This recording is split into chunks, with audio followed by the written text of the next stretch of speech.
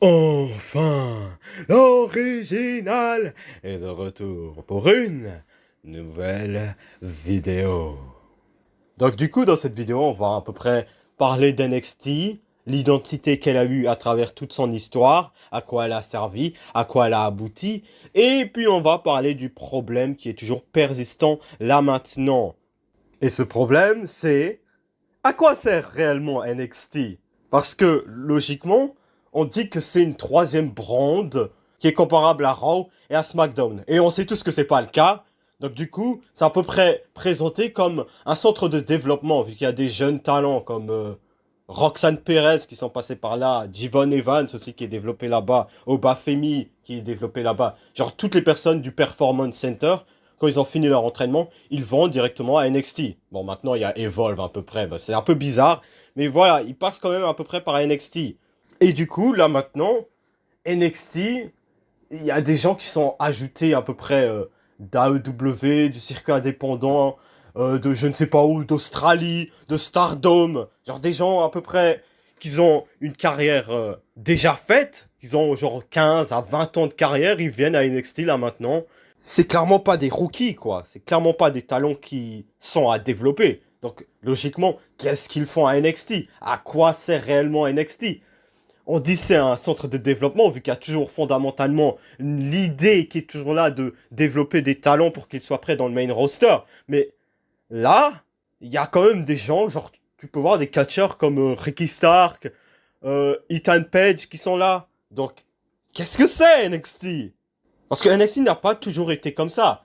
Déjà, premièrement, quand ça a été fondé en 2010, à peu près, ça a servi à peu près de série télé. Genre, c'était une série télé, genre avec des jeux comme ça. Il n'y avait aucun match de catch, il n'y avait vraiment aucun catch, c'était juste du pur divertissement.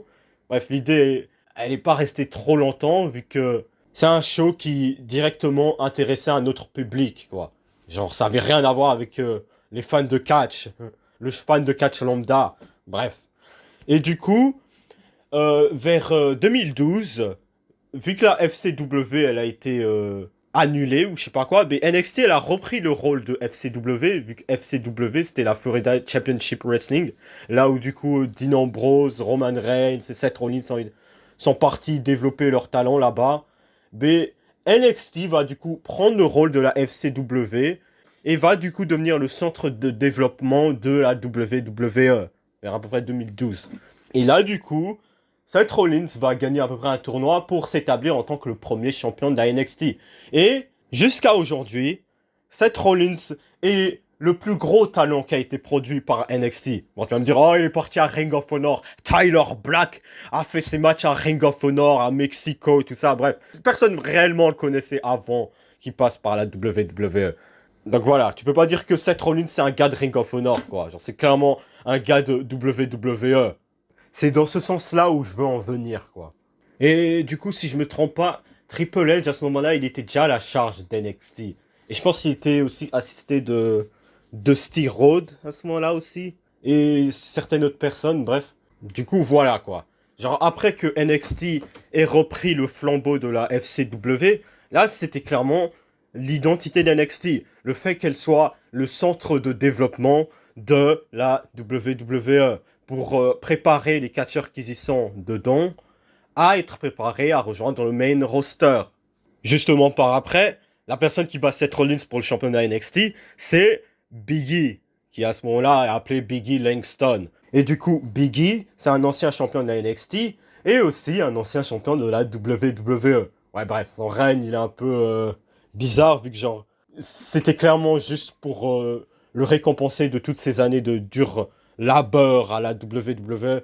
Et du coup, on l'a mis le championnat de la WWE comme Kofi Kingston, quoi. Mais sinon, Biggie, c'est pas vraiment un main eventer.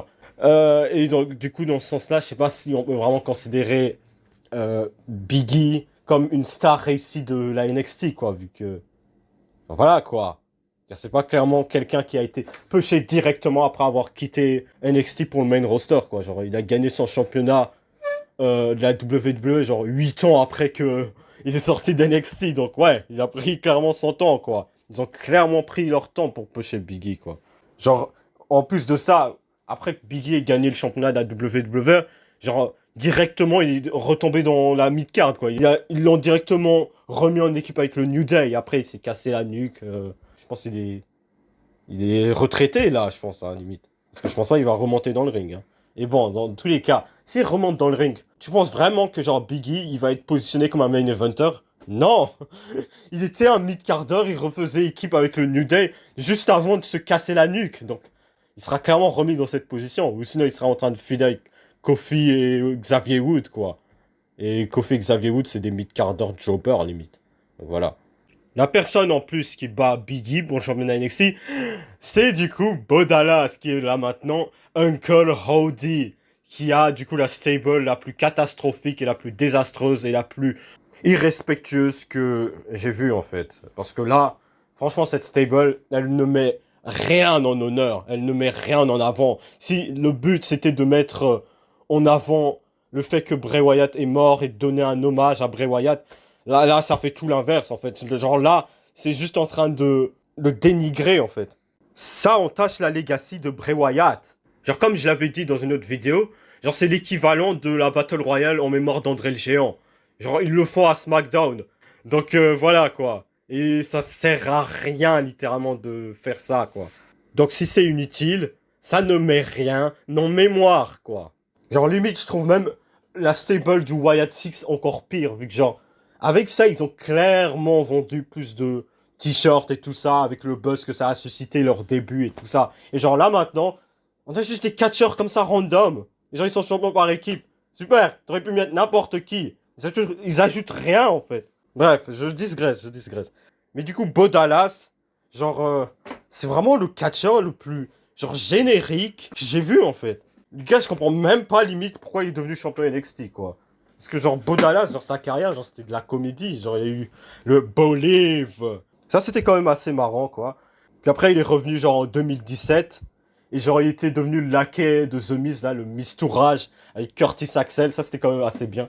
Puis après, avec Curtis Axel, ils ont fait la B-Team. Ça allait. Bon, après, ça apportait rien de vraiment ouf. Il y avait B-Team, go, go, go. Je sais pas si quelqu'un se rappelle du son. Ils avaient un autre son au tout début, genre, c'était Battle Scar. Genre, ce son, il était incroyable, franchement. Après, bon, ça avait aucun sens de les mettre avec un son pareil, mais voilà. Mais bref, la carrière de Bo Dallas, c'était littéralement de la médiocrité, quoi. Parce que, genre, le gars, en fait, genre, ils l'ont mis le championnat NXT, mais genre, ça allait clairement pas être une star dans le main roster, quoi. Donc voilà. Après, Bo Dallas, il a perdu contre Neville, et Neville, voilà, quoi. Genre, dans le main roster, c'est juste une fois champion cruiserweight, quoi. Voilà. Puis Neville, il perd le titre face à Finn Balor. Finn Balor, au contrario, il a été une fois champion universel. Et genre, ça a duré un jour, vu que genre, Seth Rollins l'a genre cassé genre le bras ou je sais plus quoi. Ah non, non. Il s'était cassé le bras en recevant une buckle bomb de Seth Rollins à SummerSlam 2016. Et du coup, voilà quoi. Et Finn Balor, du coup, après cet incident, genre, le gars, il a plus touché au main event, en fait. Et bref, il y a des gens qui disent, ah, oh, Finn Balor, il est mal utilisé. En fait, je pense juste qu'il était juste pas assez bon, en fait. Genre, le fait que, genre, Finn Balor ait battu clean Roman Reigns en 2016, genre, limite, ça m'a même choqué, en fait. Alors que là, maintenant, en fait, Finn Balor, c'est un gars qui est comparable à, genre, J.D. McDonald, quoi. Genre, c'est la même personne, en fait. Genre, y a rien qui différencie J.D. McDonald de Finn Balor, à part leur accomplissement. Mais sinon, réellement, tu regardes plus profondément. Qu'est-ce qui fait que J.D. McDonald, il a pas eu le même push que Finn Balor? Y a littéralement rien, en fait. C'est juste la même personne, limite. Genre, les deux sont médiocres au micro. Les deux sont à peu près bons dans le ring. Les deux ont à peu près la même apparence. Ils ont à peu près la même corpulence. Genre, y a rien qui différencie l'un de l'autre, en fait. Donc, Finn Balor, c'était juste un flop total dans le main roster. Vu que le gars, il a pas su rester un main eventer long terme. Genre, c'est pas un main eventer tout court, en fait. Genre là, Finn Balor, c'est un lower mid-carder, là, vu qu'il est dans la division par équipe. Et que genre, le gars, quand on l'a mis leader du Judgment Day, genre, c'était juste pas crédible. Donc, du coup, Damien Priest et Rhea Ripley ont dû prendre les balls et devenir les leaders à sa place, quoi. C'est à peu près la même chose qu'on peut dire aussi de Kevin Owens, quoi. Genre, Kevin Owens, il a aussi été champion universel. Et puis, nada, quoi. Néant. Plus rien après, en fait. Et quand je dis plus rien, en fait, c'est genre, plus aucun championnat du monde, quoi.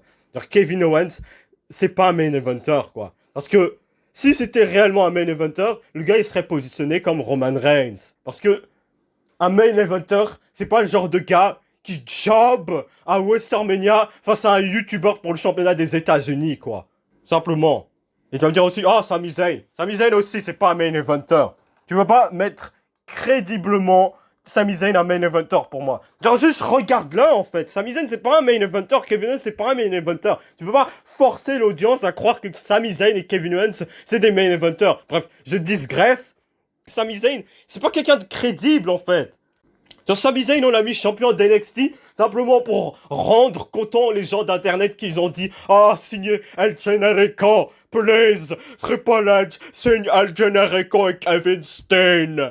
Après fait la rivalité de Ring of Honor, Final Battle, le match à l'échelle. Ça y est. Et Sami Zayn dans le main roster c'est genre un 5 fois champion intercontinental quoi. Et c'est tout à peu près, genre c'est juste un mid-cardeur en fait. Et genre, je pense même pas qu'il mériterait d'être juste un mid-cardeur en fait. Je pense qu'il devrait être un jobber en fait. Genre, y a aucune raison d'avoir mis Sami Zayn plus en avant que Apollo Crews. Que ce soit dans le main roster ou même à NXT en fait.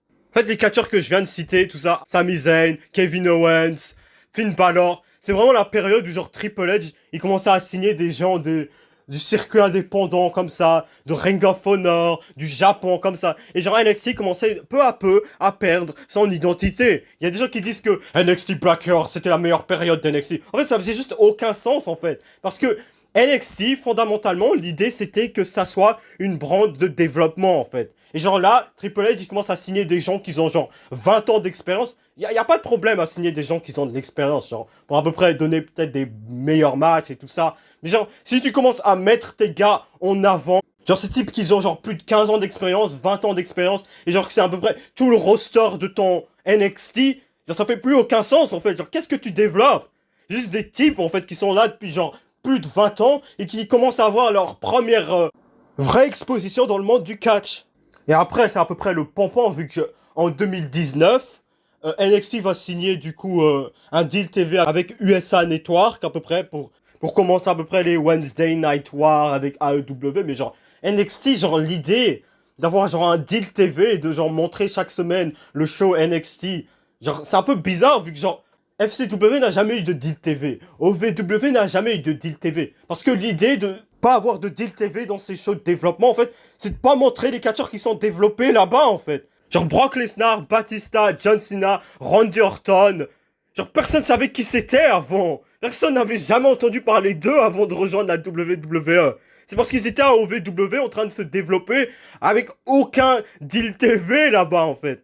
Ce qui fait pour moi le début de Brock Lesnar l'un des meilleurs débuts qui a été fait à la WWE. Parce que Brock Lesnar en fait il est juste venu à Raw, il a commencé à juste attaquer tout plein de jobbers comme ça pour combattre pour le championnat hardcore. Genre, il a détruit Spike Dudley, Maven et je sais plus c'était qui l'autre. Mais voilà, il a juste détruit ces trois comme ça.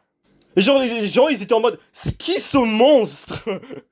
Et genre si tu veux faire ça avec quelqu'un d'NXT ça va juste pas donner le même effet. Genre Obafemi s'il y a un début comme ça ils vont se dire ah Obafemi le type qui affrontait Tony D'Angelo et qui perdait par roll-up contre ce type. Genre voilà quoi, genre c'est pas la même chose, c'est pas le même effet vu qu'ils savent c'est qui Obafemi à peu près. Ils savent à peu près c'est qui, ils savent ce qui se passe à NXT quoi. Donc quelqu'un qui débute d'NXT au main roster, ça donne pas le même effet quoi. Ça donne pas vraiment cet effet de surprise en mode waouh, d'où sort ce type? Donc voilà quoi. Genre par exemple un exemple récent qui a donné à peu près le même effet, genre de surprise, pas genre au niveau de Brock Lesnar qui fait ses débuts, mais genre un exemple récent c'était genre Chris Jericho qui avait affronté Action Andretti, je sais pas si les gens s'en rappellent là, ce jobber là. Bref, en gros Chris Jericho il avait affronté genre Action Andretti, genre Winter is Coming, genre de 2024 ou 2023 ou 2025, non 2024 du coup. Et genre, du coup, ça a créé genre un upset de malade en fait, vu que genre personne connaissait Action Andretti. Genre legit, je savais même pas c'était qui ce jumper en fait. Je me dis, attends, il va pas battre Chris Jericho, il aurait eu pas Chris Jericho alors que personne n'a jamais entendu qui était ce type avant en fait. Et donc voilà, c'est à peu près cet effet que tu perds quand tu as un deal TV à NXT en fait. Mais bon, après, bon, on l'élite, eux, ils ont juste. Ils ont pas de deal TV à Ring of Honor, mais genre c'est pas un centre de développement quoi. Donc c'est un peu bizarre, bref. Manquerait plus qu'après il y ait un deal TV au Performance Center, quoi. Et du coup, par après, en 2020, si je me trompe pas, c'est là où genre NXT va être repackagé en NXT 2.0. Et c'est là où ils vont se débarrasser à peu près des catcheurs indie qu'il y avait. Et du coup, remettre des catcheurs jeunes comme ça. Ils vont introduire Braun Breaker, introduire les Creed Brothers. Ils vont mettre Carmelo Hayes, Trick William aussi, il est là. Bref, ils vont réintroduire NXT d'une manière qui refait du sens en fait. Qui est représenté comme un centre de développement. Genre les gens ils sont en mode oh NXT noir et or. Ils ont caché NXT noir et or. Non, ils ont juste rétabli NXT pour refaire du sens en fait. Parce que le concept c'est que ce soit une brand de développement pour développer le futur. Mais là genre tu mets des catcheurs indie qui ont genre 39, 40 avec 20 ans d'expérience. Et genre ça fait aucun sens en fait. Et du coup, il y a Braun Breaker qui devient champion NXT, Carmelo Hayes qui devient champion NXT, Trick William qui devient champion NXT, tout ça. Et puis, il y a le moment où j'en viens, là maintenant, où NXT repère son identité en fait. J'en ai parlé dans la dernière vidéo, genre des catcheurs AEW en fait, qui genre viennent à NXT en fait, et genre qui prétendent qu'ils sont des stars en fait. Alors que c'est censé être le show de développement en fait. T'as aucune raison genre pour Ethan Page d'être content d'être champion NXT en fait. Genre le gars il devrait se dire putain, c'est quand que je rejoins le main roster en fait. Parce que le gars il a genre 38 ou je sais pas quoi là. Genre il y a aucune raison d'être content d'être dans le centre de développement. Il fait juste perdre du temps de sa carrière en fait. Même chose pour Ricky Stark. Les champions nord-américains encore pire. Les champions mid-card du centre de développement d'NXT. Il est content de ça. Surtout les vétérans là qui rejoignent NXT, ils ont aucune raison d'être contents d'être là en fait. Toute l'idée de NXT 2.0 retombe en arrière avec NXT Noir et Or, où ils commencent à amener des gens du circuit indépendant comme ça.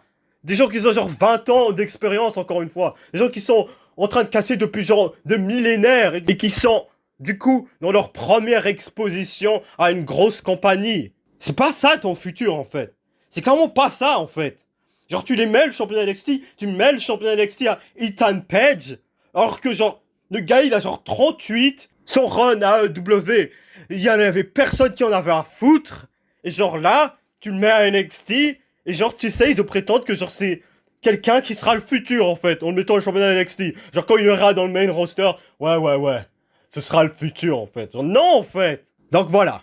Là maintenant, je vais partir dans la partie analyse qui donne les infos les plus objectifs.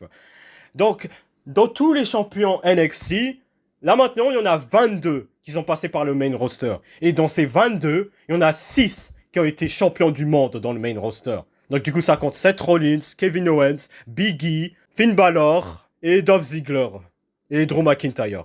Donc en fait, sur tous les 22 champions d'NXT qui sont passés vers le main roster, il n'y en a que 6 qui ont gagné un championnat du monde dans le main roster. Et du coup, j'ai pas compté Trick William, Oba Femi, Tan Page, qui sont pas encore passés par le main roster, quoi. Ils sont encore à NXT.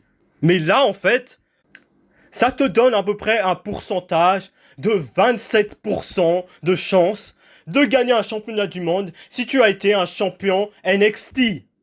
Voilà, 27%. T'as 27% de chance de gagner un championnat du monde si tu deviens champion du monde à NXT.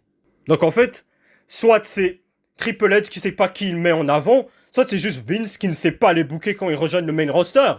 Et du coup, comme je l'ai établi, Keith Lee, quand il a rejoint le main roster, il a eu un push. Et après, ça s'est mal déroulé, il s'est fait virer, il y a eu Berkat Lee. Et genre en allant à la EW, désastre. On n'entend plus parler de lui. Karrion Kross, il a été champion du monde NXT. Après, quand il a rejoint le main roster, il se fait enterrer. Hein, ce que les gens disent. Triple H a re-signé quand il a pris la charge du booking. Et là, il se refait virer. Donc, voilà quoi. Genre, c'est qui a raison en fait à ce point-là. C'est juste Triple H qui sait pas ce qu'il fait en fait. J'ai juste l'impression que c'est Triple H qui ne sait juste pas ce qu'il fait. Et là maintenant, on peut à peu près avoir le même cas de figure pour les gens d'NXT 2.0, que Shawn Michaels push à gagner le championnat NXT, et que genre quand ils rejoignent le main roster, Triple H les enterre. Qui a raison? Je ne sais pas là par contre. Parce que la personne qui a eu le plus de succès jusqu'à maintenant, c'est Braun Breaker. Et Braun Breaker, c'est le laquais de Seth Rollins. Et ça te dit tout ce qu'ils ont comme aspiration à essayer de mettre en avant les gens de NXT. Et puis bon, est-ce que je peux parler aussi des meufs en fait? Parce que les meufs, c'est un cas de figure tout autre en fait. Parce que les standards pour être une catcheuse sont différents des standards pour être un catcheur. On va te demander moins pour être une catcheuse que on va te demander pour être un catcheur. Genre par exemple, comme j'ai donné l'exemple dans une autre vidéo, Ricochet, c'est un catcheur qui est genre plus athlétique que n'importe quelle catcheuse dans le monde. Et pourtant, c'est considéré comme un mid-carder jobber à la WWE. Alors que genre Ricochet, si c'était une meuf, ça aurait été genre littéralement la meilleure catcheuse de tous les temps en fait.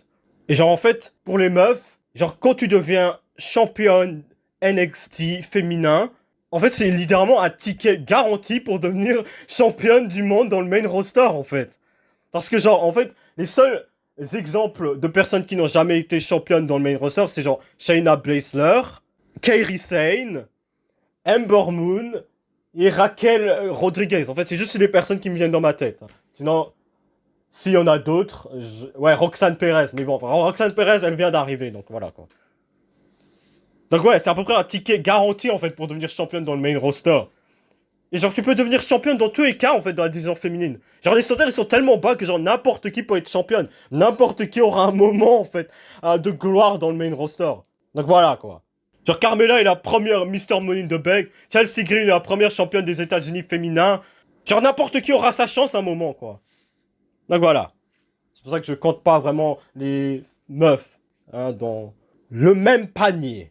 Et du coup c'était tout ce que j'avais à peu près à dire d'NXT. NXT, ça perd son identité, ça va de zig, zag, zig, zag. NXT, si c'est une brand de développement, que ça soit une brand de développement. Mais si ce n'est pas une brand de développement, mais ça a aucune raison d'exister parce qu'on sait tous que c'est inférieur à Raw, que c'est inférieur à SmackDown.